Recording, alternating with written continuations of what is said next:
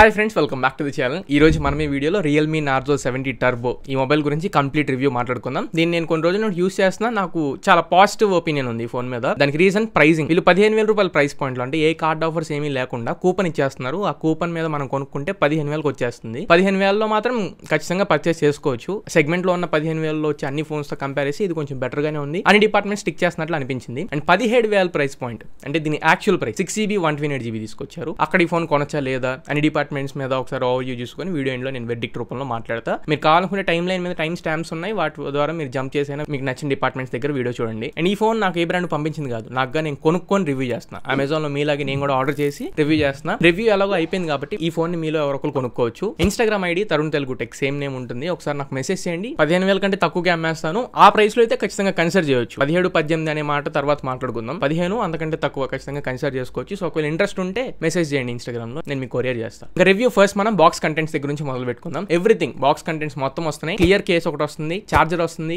Cable వస్తుంది, SIM ejecting pin and phone కి pre applied screen cover కూడా వచ్చింది. Phone out of the box అయితే మనం ఎక్కడికి వెళ్ళాల్సిన అవసరం లేదు. నేను కేస్ స్కిప్ చేస్తారేమో అనుకున్నా, బట్ కేస్ కూడా బాక్స్ లోనే వస్తుంది. కానీ ఇది కలర్ చేంజ్ అయిపోయింది, అది గుర్తుపెట్టుకోండి. నెక్స్ట్ ఇప్పుడు design, looks and build quality గురించి మాట్లాడుకుందాం. నాకు డిజైన్ నచ్చింది. ఒకవేళ మీరు స్పోర్టీ లుక్ ఇష్టపడితే మాత్రం మీ కలర్ మీకు నచ్చిద్ది. లేదు కొంచెం పెద్ద వయసులో వాడుకోవాలనుకుంటే ఎల్లో కలర్ కొంచెం అటు ఇటుగా అనిపించింది. అండ్ కెమెరా బంప్ కూడా కొంచెం బయటకు వచ్చింది. కేస్ వేస్తే ఆ బంప్ కి సరిపడా కేస్ ఇచ్చారు, నో ప్రాబ్లం. పాకెట్స్ లో క్యారీ చేసేటప్పుడు కొంచెం డిస్కంఫర్ట్ ఉంది. అండ్ ఇంకా build quality, frame and back everything మొత్తం మనకి ప్లాస్టిక్ ఫ్రేమ్ తో వస్తుంది. సౌండ్ చూడండి, తెలిసిపోద్ది పాలికార్బోనేట్ ఫ్రేమ్ అని. ఇక డిస్ప్లే ఇది డ్రాగన్ టైల్ ప్రొటెక్షన్ తో వస్తుంది. CG5, CG3 ఇలాంటివి అయితే ఏమీ లేదు. కొంచెం జాగ్రత్తగా యూస్ చేసుకోవాలి, ప్రొటెక్షన్ తక్కువ. ఓవరాల్ బిల్డ్ క్వాలిటీ పరంగా అయితే 15,000 రూపాయల లోపల అన్ని ఫోన్స్ ఇలానే ఉన్నాయి కాబట్టి ఇంక మనం ఏం మాట్లాడలేం. అండ్ ఇప్పుడు ప్రాసెసర్ అండ్ పర్ఫార్మెన్స్ గురించి మాట్లాడదాం. ఇది మీకు MediaTek Dimensity 7300 ఎనర్జీ ప్రాసెసర్ తో వస్తుంది. ఇదే ప్రాసెసర్ తో మీకు 35,000లో Oppo Reno 12 ఉంది. అండ్ మొన్న రీసెంట్ టైమ్స్ లో వచ్చిన 20-21,000 రూపాయల దగ్గరలో iQOO Z9S ఉంది. అండ్ 15,000లోనే 7300 ఎనర్జీ కాకుండా CMF Phone 1 ఉంది. చాలా ఫోన్స్ లో ఈ ప్రాసెసర్ తీసుకొస్తున్నారు. 7300 తో కంపేర్ చేస్తే ఈ ఎనర్జీ ఎడిషన్ అయితే కొంచెం ఆప్టిమైజ్డ్ గానే ఉంది. అండ్ వీళ్ళ unique selling point USP 90 FPS BGMI లో ఆడుకోవచ్చు అని చెప్పని అంటున్నారు. సపోర్ట్ అయితే ఉంది. నేను చెక్ చేసినప్పుడు స్మూత్ అండ్ ఎక్స్ట్రీమ్ ప్లస్ వరకు చూపిస్తుంది, అంటే 90 FPS లో చూపిస్తుంది. కానీ కొన్ని గేమింగ్ ఫోన్స్ ఉన్నాయి, Poco X6 Pro కానీ ఇప్పుడు 18,000కి Poco X6 Pro కనబడుతుంది. ఆఫర్స్ లో బిగ్ బిలియన్ డేస్ లో మాత్రమే, రెగ్యులర్ డేస్ లో ఉండదు అనుకోండి. ఆ పైన ఇంక రిమైనింగ్ ఫోన్స్ ఏవేవైతే ఆల్రెడీ 90 FPS లో మార్కెట్ లో ఉన్నాయో వాటితో కంపేర్ చేయమాగండి. దీంట్లో ఇది 90 FPS చూపిస్తుంది కానీ 100% 90 FPS అంటే ఆ బటర్ స్మూత్ ఎక్స్పీరియన్స్ అంత అయితే లేదు. సెగ్మెంట్ లో ఉన్న గేమింగ్ ఫోన్స్ అన్నిటిని అయితే డిఫీట్ చేసింది ఖచ్చితంగా. అండ్ వీళ్ళు టార్గెట్ చేసినట్లు గేమర్స్ ఒకవేళ దీన్ని పర్చేస్ చేసుకోవాలనుకుంటే 3.5 హెడ్ ఫోన్ జాక్ కూడా ఉంది. బడ్స్ యూస్ చేసుకొని మీరు లేటెన్సీ ఫీల్ లేకుండా డైరెక్ట్ ప్లగ్ ఇన్ చేసుకుని ఇయర్ ఫోన్స్ మీరు ఆడుకోవచ్చు. బ్యాక్గ్రౌండ్ లో వేరే యాప్స్ కూడా ఆల్మోస్ట్ మెమరీలో ఉంచుకుంటుంది.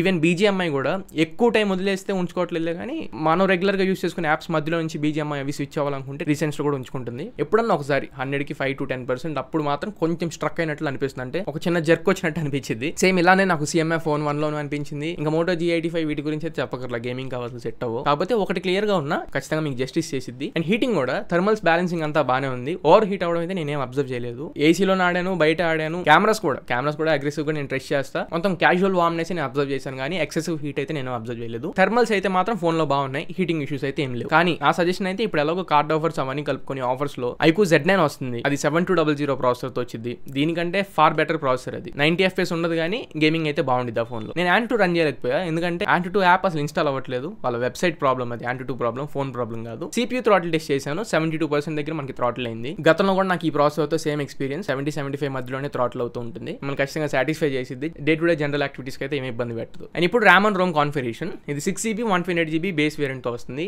8GB 128GB కూడా ఉంది. పిక్ చేసుకుంటే 8 128 తీసుకోవడం బెటర్ నా ఒపీనియన్. కాకపోతే RAM and ROM కాన్ఫిగరేషన్ నాకు చాలా బాగా నచ్చింది. వీడియో మధ్యలో వచ్చినందుకు సారీ. కంటెంట్ మీకు నచ్చితే మాత్రం ఖచ్చితంగా లైక్ బటన్ క్లిక్ చేయండి. ఇంకా బెటర్ వీడియోస్ మీ ముందు తీసుకొస్తూ ఉంటా. 6GB అయినా 8GB అయినా ఏదైనా LPDDR4X configuration. But storage type UFS 3.1 storage type తో వస్తుంది. మంచి మూవ్ ఇది. జనరల్ గా 25,000-30,000లో కూడా మోటోలో ఇంకా UFS 2.2 వస్తున్నాయి. And maximum leading brands nothing కానివ్వండి, రియల్మీ, వీళ్ళ ఉండండి ఏవైనా కానీ ఇంకా UFS 2.2లోనే ఉన్నాయి. iQOO ఇవన్నీ. వీళ్ళు UFS 3.1 తీసుకొచ్చారు. లాంగ్ టర్మ్ లో కొంచెం బెటర్ ఉండిద్ది. అలా లాంగ్ టర్మ్ అన్నాం కాబట్టి అప్డేట్స్ ఇది 2+3 years అప్డేట్స్ వస్తుంది. బడ్జెట్ ఫోన్ కాబట్టి కంప్లైంట్ చేయలేం. Out of the box Android 14 వస్తుంది. అండ్ సెక్యూరిటీ అప్డేట్ కూడా వచ్చింది. ఇప్పుడు right now August security patch మీద రన్ అవుతుంది. అండ్ ఇంకా networking, signal reception and wifi speeds పరంగా నెట్వర్క్ అయితే ఏ ప్రాబ్లం లేదు, 5G కాన్స్టెంట్ నిలబడుతుంది, సిగ్నల్స్ కూడా అంతా బాగానే ఉన్నాయి, కాల్ డ్రాపింగ్ అయితే ఏమీ లేదు. And out of the box ఇది గూగుల్ డైలర్ తో వస్తుంది. ఆ కాల్ రికార్డ్ చేసుకున్నప్పుడు బీప్ కానివ్వండి, అనౌన్స్మెంట్ కానివ్వండి తప్పదు భరించాలి. సిగ్నల్స్ కాల్ రిసెప్షన్స్ అన్ని బాగానే ఉన్నాయి. వైఫై స్పీడ్స్ కూడా 5 GHz బ్యాండ్ కి సపోర్ట్ చేసింది అండ్ వైఫై స్పీడ్స్ కూడా బాగానే ఉన్నాయి. అలానే ఇది డ్యూయల్ 5G కి సపోర్ట్ చేసింది, 2 5G సిమ్స్ ఒకే టైం యూస్ చేసుకోవచ్చు. సిమ్ ట్రే మాత్రం ఇది హైబ్రిడ్ స్లాట్ తో వస్తుంది,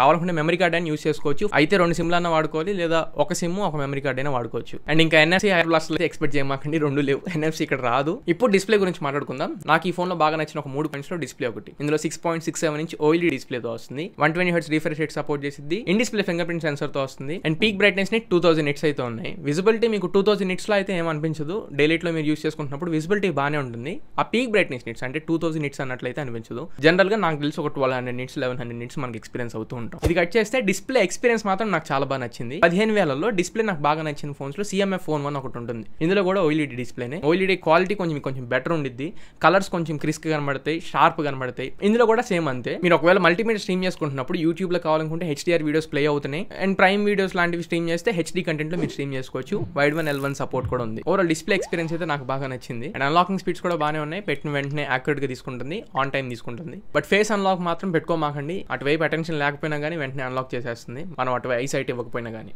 సో ఒకవేళ అండర్ 15,000 మీ ప్రయారిటీ కొంచెం డిస్ప్లే అంటే వీడియోస్ ఎక్కువ స్ట్రీమ్ చేయడానికి అనుకుంటే మాత్రం ఈ ఫోన్ మీరు పిక్ చేసుకోవచ్చు. అలానే మల్టీమీడియాలో సౌండ్స్ పరంగా ఇది స్టీరియో స్పీకర్స్ తో వస్తుంది, టాప్ అండ్ బాటమ్ మీకు స్పీకర్స్ ఉంటాయి.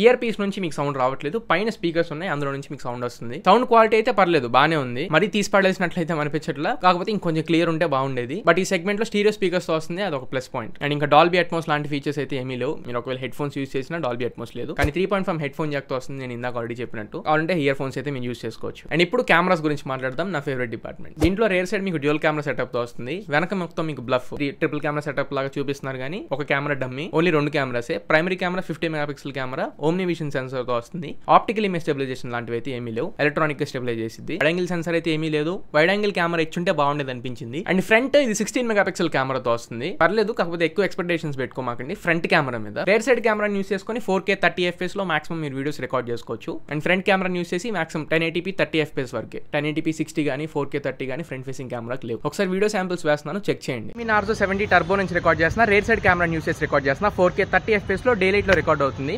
నా బ్యాక్గ్రౌండ్ లో ఒకసారి కోట కనబడుతుంది చూడండి, ఒకసారి మ్యూజియం మీకు, అది వైట్ బ్యాలెన్స్ ఎలా ఉంది ఒకసారి అబ్జర్వ్ చేయండి. అండ్ డీటెయిల్స్ బాగానే ఉన్నాయా, అండ్ పైన చూపిస్తున్నాను ఒకసారి డైనమిక్ రేంజ్ ఎలా ఉంది, నా స్కిన్ టోన్స్ ఎలా ఉన్నాయి, టెక్స్చర్ ఎలా ఉంది, అవన్నీ ఒకసారి అబ్జర్వ్ చేయండి.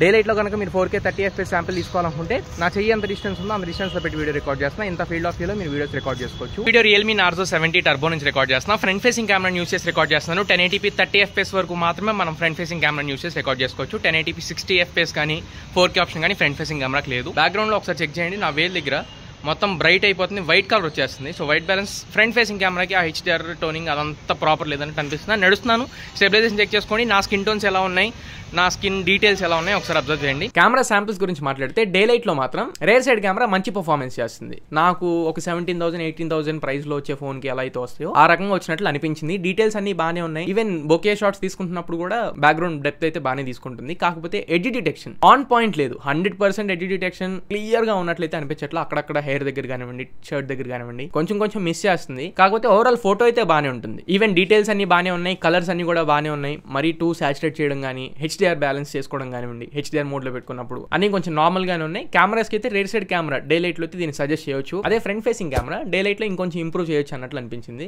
ఎక్కువ నాయిస్ వస్తుంది అండ్ ఏదో ఒక ఫిల్టర్ వేసినట్లు అనిపిస్తుంది, అంటే వైట్ ఫిల్టర్ కానీ లేదా ఆరెంజ్ షేడ్ ఫిల్టర్ కానీ ఏదో కొద్దిగా థిన్ లేయర్ ఒకటి వస్తున్నట్లు అనిపిస్తుంది. ఫ్రంట్ ఫేసింగ్ కెమెరా నాకు అంత క్లియర్ అన్నట్లు అనిపించలేదు. అండ్ ఇంకా లో లైట్ లో మాట్లాడితే సేమ్ రేర్ సైడ్ కెమెరా అయితే కొంచెం లైట్ మెయింటైన్ చేస్తే బాగానే ఉంది, కానీ లో లైట్ లో అయితే 2 కెమెరాస్ లో నాయిస్ వస్తుంది. 2 కెమెరాస్ లో అంత మంచి డీటెయిల్స్ అయితే నేను అబ్జర్వ్ చేయలేదు. కలర్స్ పరంగా కొద్దిగా ఇమేజ్ చూడడానికి అయితే కొంచెం షార్ప్నెస్ లెవెల్స్ కానివ్వండి, డీటెయిల్స్ కానివ్వండి, రేర్ సైడ్ కెమెరా అయితే కొద్దిగా గొప్ప సజెస్ట్ చేయొచ్చు. ఈ ప్రైస్ లోనే CMF Phone 1, Samsung M35 వీటితో కంపేర్ చేస్తే మాత్రం కెమెరాస్ లో వాటికంటే బెటరే ఉంది, CMF వాటికంటే బెటరే ఉంది. ఫ్రెండ్స్ ఈ వీడియో రియల్మీ నార్జో 70 టర్బో నుంచి రికార్డ్ చేస్తున్నా. బ్యాక్గ్రౌండ్ లో లైట్స్ మీరు అబ్జర్వ్ చేయొచ్చు, షోరూమ్ లైట్స్ ఉంటాయి కదా రోడ్ సైడ్, ఆ లైట్స్ అయితే నా మీద పడుతున్నాయి. ఆ లైట్ కండిషన్ వీడియో రికార్డ్ చేస్తాను. 1080p 30 FPS లో మాత్రమే ఫ్రంట్ ఫేసింగ్ కెమెరా యూస్ చేసి రికార్డ్ చేసుకోవచ్చు. 70 turbo rare side camera use చేసి రికార్డ్ చేస్తున్నా. 4K 30 FPS లో లో లైట్ లో రికార్డ్ అవుతుంది. బ్యాక్గ్రౌండ్ లో కళ్యాణ్ జ్యువెలర్స్ ఇటువంటి లైట్స్ అయితే నా మీద పడుతుంది, షోరూమ్ లైట్స్. అర్ధరాత్రి 12 గంటలకి కొంచెం లైట్ మెయింటైన్ చేస్తే మీకు ఈ రకమైన వీడియో శాంపుల్ అయితే మీరు మెయింటైన్ చేయొచ్చు. సో ఇది ఓవరాల్ గా కెమెరాస్ గురించి మాట్లాడితే, అండ్ ఇప్పుడు బ్యాటరీ అండ్ ఛార్జింగ్ గురించి మాట్లాడదాం. 45 వాట్ ఛార్జర్ ని బాక్స్ లో ఇస్తున్నారు.